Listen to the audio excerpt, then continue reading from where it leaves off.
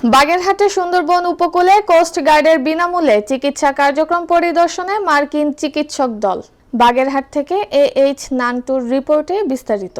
বাগেরহাটের মোংলায় সুন্দরবন উপকূলের নদী তীরবর্তী দুস্থ ও নিম্ন আয়ের মানুষকে বিনামূল্যে চিকিৎসা দিয়েছে কোস্ট গার্ড। বৃহস্পতিবার 17 এপ্রিল দুপুরে উপকূলের জয়মনি এলাকায় তাদের এই কার্যক্রম পরিদর্শন করেন যুক্তরাষ্ট্রের একটি চিকিৎসক দল। এ সময় 200 জন দুস্থ ও অসহায় মানুষকে চিকিৎসা সেবা দেয় সংস্থাটি। এ সময় প্রয়োজনীয় ওষুধও বিতরণ করে তারা। স্থানীয় প্রশাসন, বন বিভাগের প্রতিনিধি, জনপ্রতিনিধি এবং সাধারণ জনগণ উপস্থিত ছিলেন।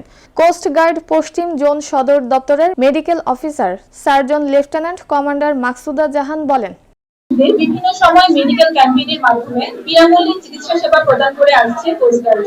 এরই ধারাবাহিকতায় আজ 17 এপ্রিল 2025 তারিখ বাগেরহাট জেলার মংলা থানাধীন জয়মণিখোল ও তৎসংলগ্ন এলাকায় মেডিকেল ক্যাম্পেইন পরিচালনা করে 2 শতাধিক অসহায়, দুস্থ ও শিশুদের বিনামূল্যে চিকিৎসা সেবা ও প্রয়োজনীয় ওষুধ সামগ্রী প্রদান করা হয়। কোস্ট গার্ড ফ্রি ওষুধ আর কি দেবে তারা তো ধন্যবাদ। কোস্ট গার্ড ফ্রি চিকিৎসা দিতেছে, খুব সুন্দরভাবে চিকিৎসা করতেছে, তাই আমরা জায়গায় আছি।